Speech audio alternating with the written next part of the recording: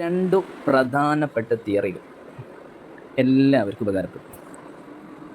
കണ്ടിഗ്യൂറ്റി theory എന്ന് പറഞ്ഞാൽ if two items A and B are learn together, നമ്മൾ രണ്ട് വിഷയങ്ങൾ ഒരുമിച്ച് പഠിക്കുന്നു. ഉദാഹരണം, ഇസ്ലാമിക് ലെവലിൽ എടുക്കുകയാണെങ്കിൽ നിസ്കാരത്തിൻ്റെ ഫർളും ഷർത്തും പഠിക്കും.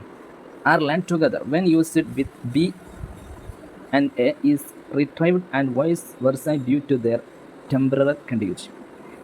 അങ്ങനെ ഒരാൾ ഒരു സ്ഥലത്ത് വെച്ച് പ്രത്യേക ഒരുങ്ങിയിരുന്ന് നിസ്കാരത്തിൻ്റെ ഫർളും ഷർത്തും ഒരുമിച്ച് പഠിക്കുകയാണ്.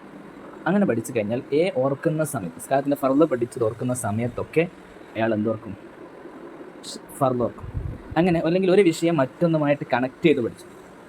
ഇപ്പോൾ നമ്മൾ പറയുകയാണ് ഇതൊരു കണ്ടിഗ്യൂറ്റി തിയറിയാണ്, ഇതിനെ ഞാൻ ഇസ്ലാമിക്കുമായിട്ട് ഞാൻ കണക്ട് ചെയ്യും. ഇതിവിടെ ഫർളും ഷർത്ത് ഇത് പഠിച്ചതോടുകൂടി ഞാൻ ഈ തിയറിയും കൂടി പഠിച്ചു കഴിയും. ഒന്ന് മറ്റൊന്നിനെ കണക്ട് ചെയ്ത് പഠിക്കുമ്പോൾ അതെന്ത് ചെയ്യും? അത് പഠനത്തിന് കൂടുതൽ എളുപ്പമാണ്. ഇതൊക്കെ പഠനത്തിൽ ഉപയോഗിക്കാനുള്ള ട്രിക്കുകളാണ്. ഒന്ന് ഓർക്കുമ്പോൾ മറ്റേതോ അത് കണക്ഷൻ ഉണ്ടാക്കി പഠിക്കുന്നതിനാണ് കണ്ടിഗ്യൂറ്റി തിയറി എന്ന് പറയും. ഇങ്ങനെ ഒരു പഠന മെത്തേഡ് യൂസ് ചെയ്യും. രണ്ട്, വാട്സൺ തിയറി. ഇത് വളരെ പ്രധാനപ്പെട്ട ഒരു തിയറിയാണ്.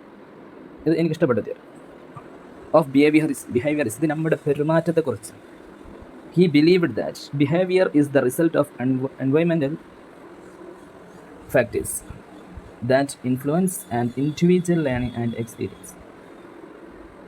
അദ്ദേഹം പറയുന്നത് ഒരു മനുഷ്യൻ്റെ പെരുമാറ്റത്തിൻ്റെ റിസൾട്ട്, ഒരു മനുഷ്യൻ അവന് നല്ലവനാണോ ചീത്തവനാണോ ഒരാളുടെ സ്വഭാവം മനസ്സിലാക്കാൻ പറ്റുന്നത് അയാളുടെ റിസൾട്ട് ഓഫ് എൻവയോൺമെൻറ്റൽ ഫാക്റ്റാണ്. എപ്പോഴും അവൻ്റെ പരിസ്ഥിതിയുമായിട്ട്, എപ്പോഴും അവൻ്റെ നിരന്തരമായിട്ട് അദ്ദേഹം നടത്തുന്ന കാര്യങ്ങൾ നോക്കിയിട്ട് എന്നും അയാൾ എന്തൊക്കെയാണ് ചെയ്യുന്നത്. എപ്പോഴെങ്കിലും ഒന്ന് ചിരിച്ചത് കൊണ്ട് അയാൾ എന്തായിക്കൊള്ളണമെന്നില്ല, നല്ലൊരാളായിക്കൊള്ളണമെന്ന്. എപ്പോഴും എൻവയോൺമെൻറ്റൽ ഫാക്ടേഴ്സ് എന്താവണം? എപ്പോഴും അവൻ പുഞ്ചിരിച്ചുകൊണ്ടിരിക്കും, എപ്പോഴും ക്ഷമാശീലരാവണം. അപ്പോൾ ഒരാളെ പറ്റി അവൻ്റെ ബിഹേവിയർ നല്ലതെന്ന് പറയാൻ പറ്റും. That influence and individual learning in the experience. ഇപ്പോൾ ഒരാളുടെ നിരന്തരമായിട്ടുള്ള അവൻ്റെ പ്രവർത്തനം അത് അവന് സ്വാധീനം ചെലുത്തുന്നുണ്ട് എന്ന ഒരാളെ വ്യക്തിത്വം രൂപപ്പെടുന്നത്. എന്നും രാവിലെ എഴുന്നേറ്റ് നിസ്കരിക്കുന്ന ഒരാൾ, എന്നും എഴുന്നേറ്റ് ആലോചിക്കുന്ന ഒരാൾ, എന്നും ഇങ്ങനെ ചിട്ടകളായിട്ട് രാവിലെ എഴുന്നേറ്റ് കാര്യങ്ങൾ കൈകാര്യം ചെയ്യുന്ന ഒരാൾ, അവർക്ക് വാട്സൺ തിയറി പ്രകാരം അവൻ്റെ ബിഹേവിയറിസം, അവൻ്റെ ചുറ്റുപാടുകൾ അത് വളരെ പ്രധാനപ്പെട്ടതാണ്. സോ നമ്മളുടെ ചുറ്റുപാടുകൾ നിരന്തരം നന്നാക്കുകയും അവിടെ നമ്മൾ എല്ലാ ദിവസവും നമ്മൾ സ്നേഹം പ്രകടിപ്പിക്കുകയും എല്ലായ്പ്പോഴും നല്ല സ്വഭാവത്തിൽ പെരുമാറുകയും ചെയ്യുമ്പോൾ ആണ് ഒരാൾ നമുക്ക് നല്ല വ്യക്തിയാണ്, നല്ല സ്വഭാവത്തിൻ്റെ ഉടമയാണ് എന്ന് പറയാൻ പറ്റും.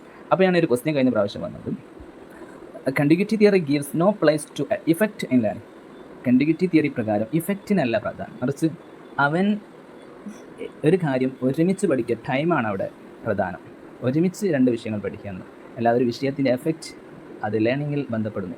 രണ്ട്, Watson theory gave emphasis on the importance of frequency or exercising. ചോദ്യമായിരുന്നു നെറ്റിന് വന്ന പുസ്തകം. എന്താണ് ഈ സ്റ്റേറ്റ്മെൻറ്റ്, ശരിയാണോ തെറ്റാണോ? വാട്സൺ തിയറി പ്രകാരം അവന് ഫ്രീക്വൻസി ആയിട്ട് നിരന്തരമായിട്ട് ചെയ്യുന്ന കാര്യങ്ങൾക്ക് പ്രാധാന്യം കൊടുക്കുമ്പോൾ അത് അവൻ്റെ പഠനത്തിന് മികവ് നൽകുന്നു. എന്നും ഇത്ര സമയം പഠിക്കുക, എന്നും 1 മണിക്കൂർ പഠിക്കുക എന്നുള്ള ഒരു ഫ്രീക്വൻ്റ് ആയിട്ടുള്ള ഈ ഒരു കാര്യം അവനെ എഫക്റ്റ് ചെയ്യും. ഇത് വാട്സൺ തിയറിയാണ്. ഓക്കെ, ഇത് രണ്ടും ശരിയാണോ എന്നായിരുന്നു ക്വസ്റ്റ്യൻ. വി ക്യാൻ സേ 2 ക്വസ്റ്റ്യനും റെഡിയാണ്, ഉത്തരം ശരിയാണ്.